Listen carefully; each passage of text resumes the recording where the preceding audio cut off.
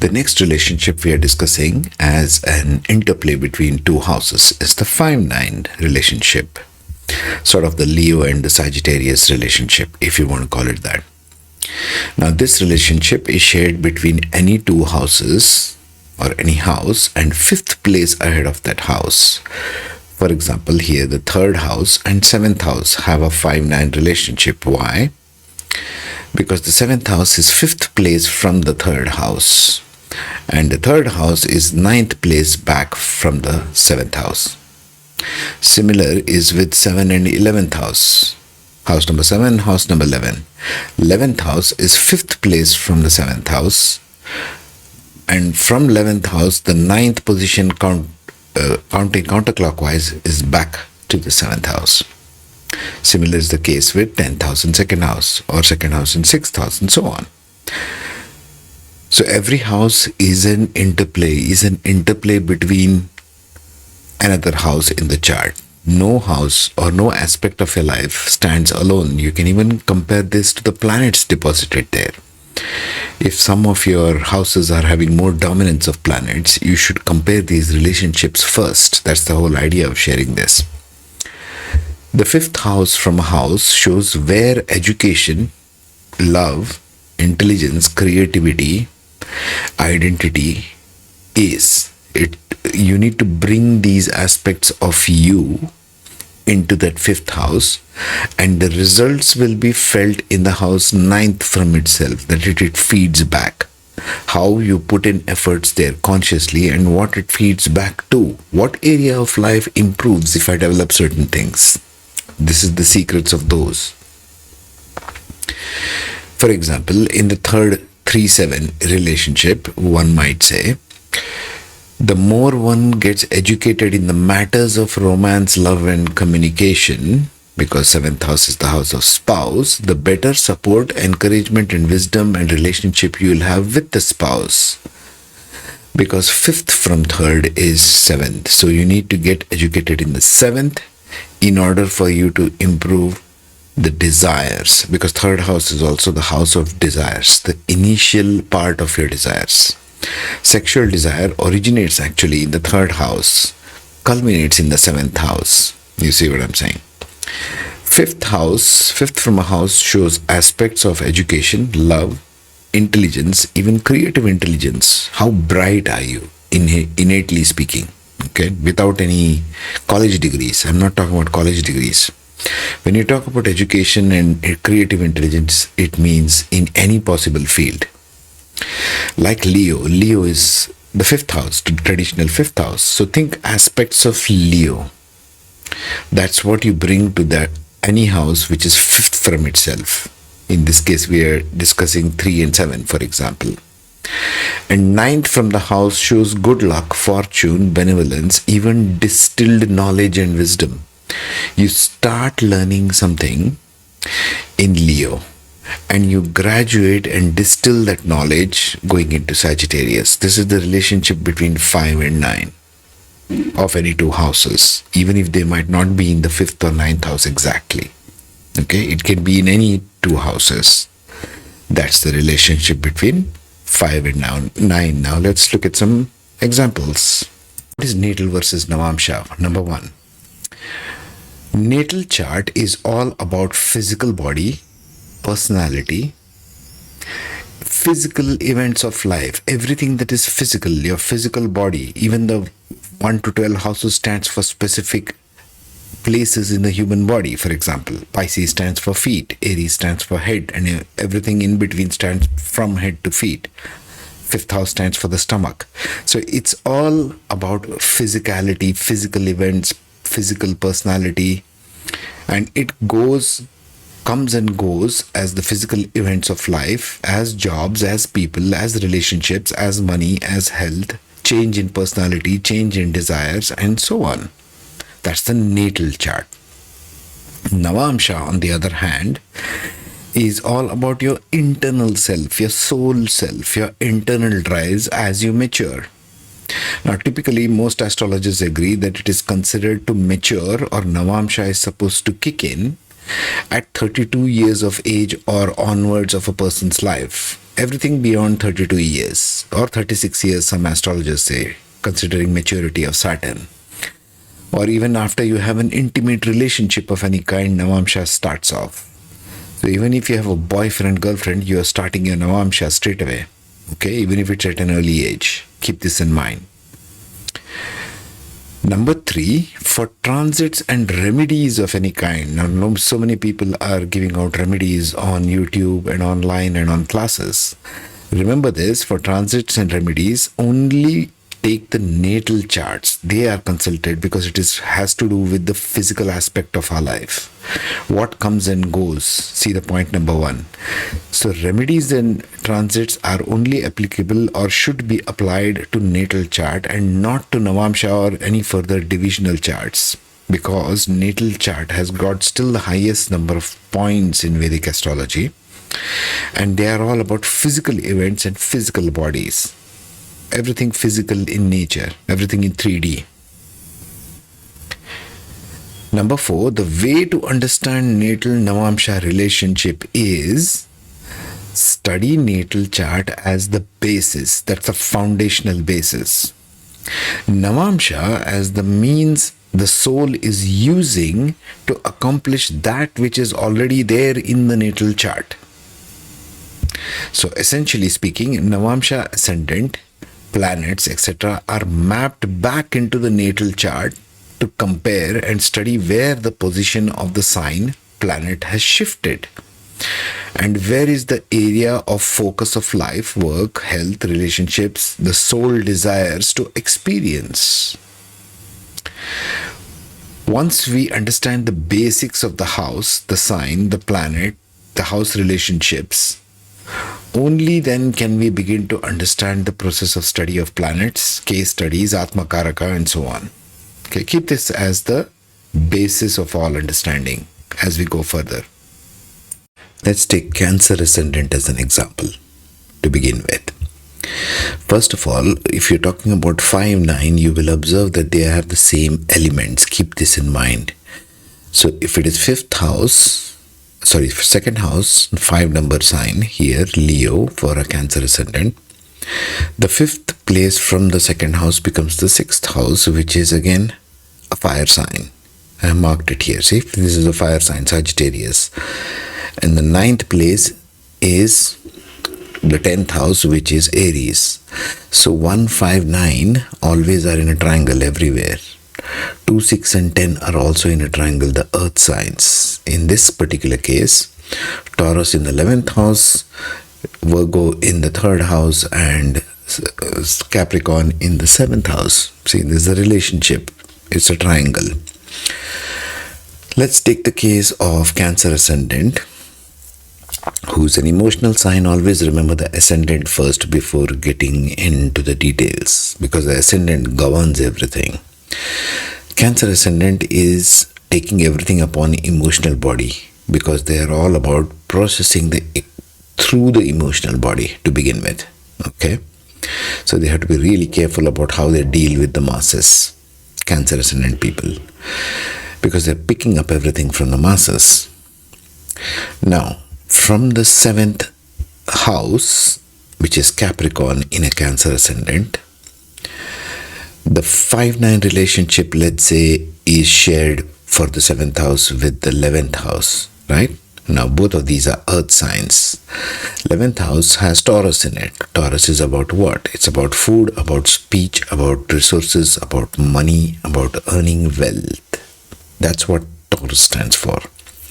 Now, Taurus has gone to the 11th house here.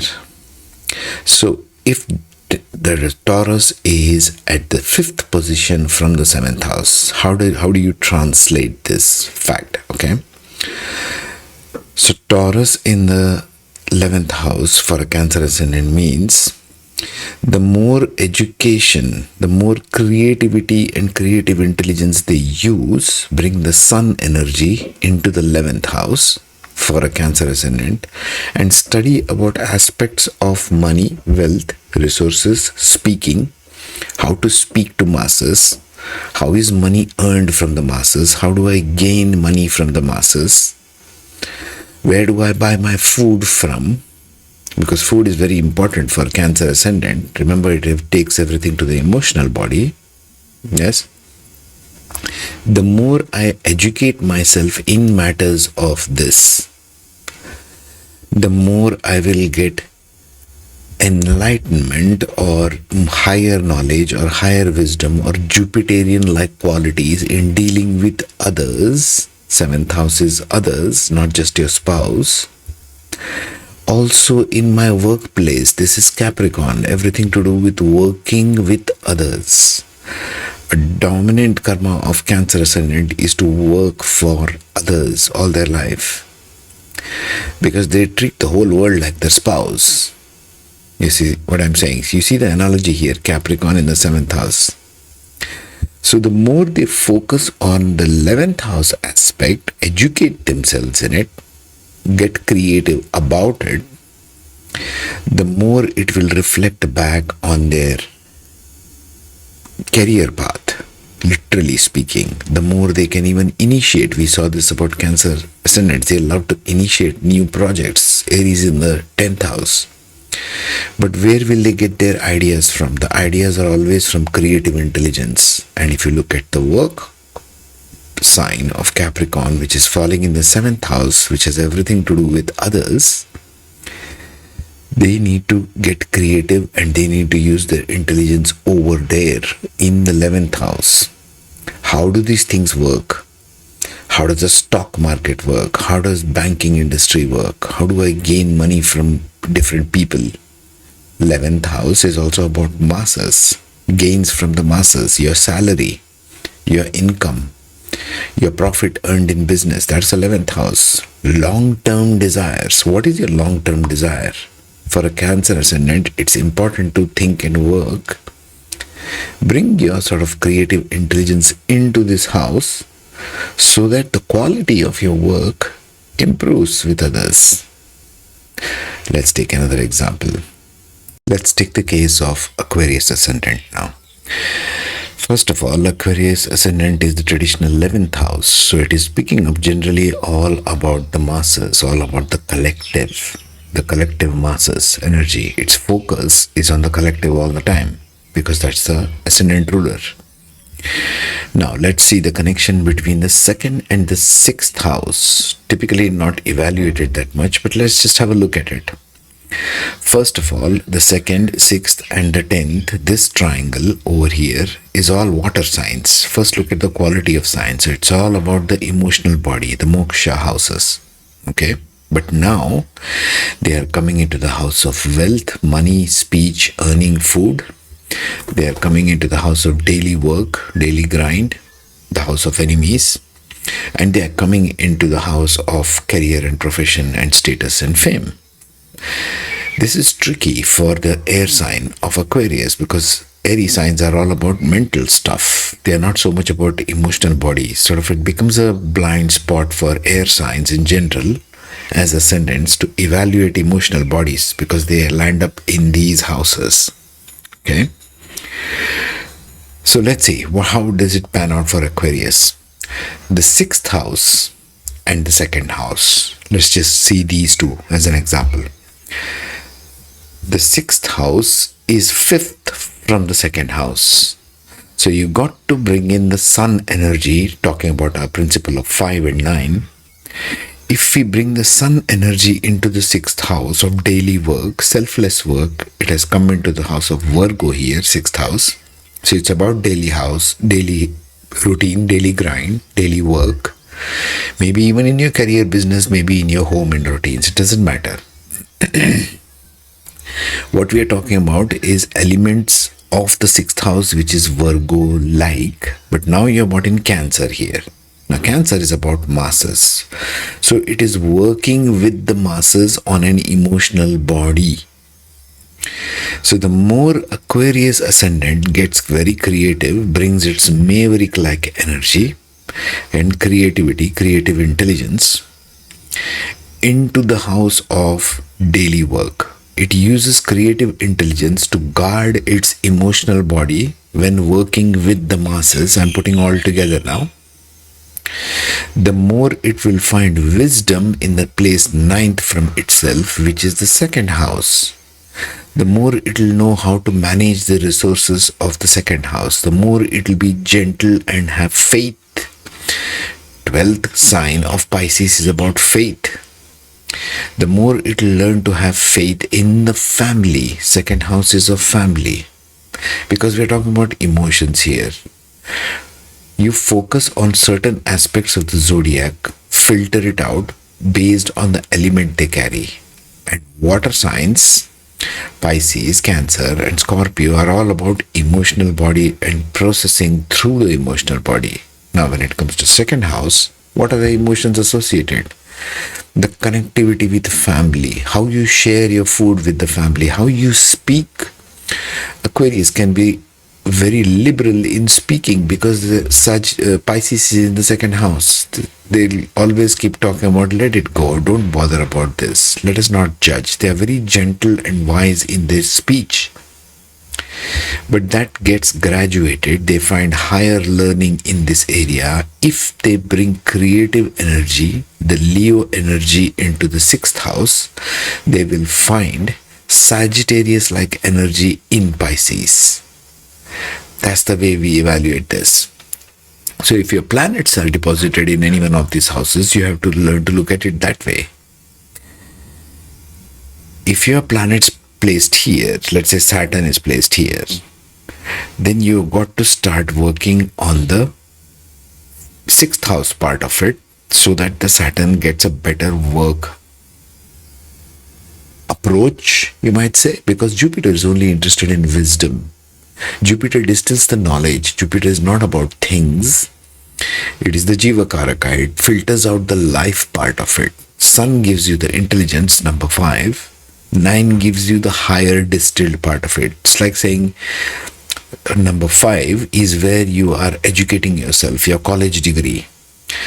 Number 12 over there in the second house in Aquarius ascendant is where you are finding the PhD about it, whatever the matters are in terms of emotions, because it's an emotional sign. Okay, let's take one more example and we'll conclude. Let's take the case of Sagittarius ascendant now. Now for a Sagittarius ascendant, ninth house is in the first house. Okay, ninth sign. Now Sagittarius is a muted sign. It is a very quiet sign. Now they have got a very talkative spouse because Gemini is falling in the 7th house. And they are very controlled in their speech because Capricorn is in the second house. So it has a difficulty in this area. So I need to improve this area for a typical Sagittarius ascendant, the 7th house. It's a difficult house for Sagittarius ascendant because of this combination over here. Okay. A very talkative spouse, very communicative spouse. You are very quiet, very controlled in your speech. So how do you manage this relationship? You got to get creative. So I need to improve the 7th house, let's say. So I go 5th from it, which is the 11th house, which has Libra in it now. Now Libra is about spouses. Libra is about partnerships, how to establish partnerships, how to study relationships going on in the collective, in the world at large. This is the 11th house. When Libra falls in the 11th house, it's about studying the relationships that go on out there. It needs to bring in the sun energy here, meaning what? It needs to get creative about it. It needs to use its intelligence, education, all the 5th house aspects, bring it here, study all the love and romance and relationships that go on in the world outside at large. Study it everywhere in the social media. What is the relationship? How does it go? How do I manage this? If it brings in that creative intelligence, educates itself here, what ends up improving is 9th from itself, which is the 3rd sign of Mercury now sitting in the 7th house. So the communication with spouse will improve if they educate themselves in the relationships which go on out in the world. See what I'm saying? So if you want to improve this kind of difficult scenarios, doesn't matter which ascendant, you got to study the 5th part of it. if any house in your natal or Navamsha is having sort of a difficult area of your life, count the fifth house, whatever planets are there, whatever sign is there, and whatever house placement is there, get educated on that. Learn more about those kinds of things. It will end up improving all the qualities of the ninth from itself, which is back to the same house. Okay? That's the way you evaluate this. Next, let's study the more interesting or less understood, more confusing part. Next one is 6-8 relationship. Until then, take care.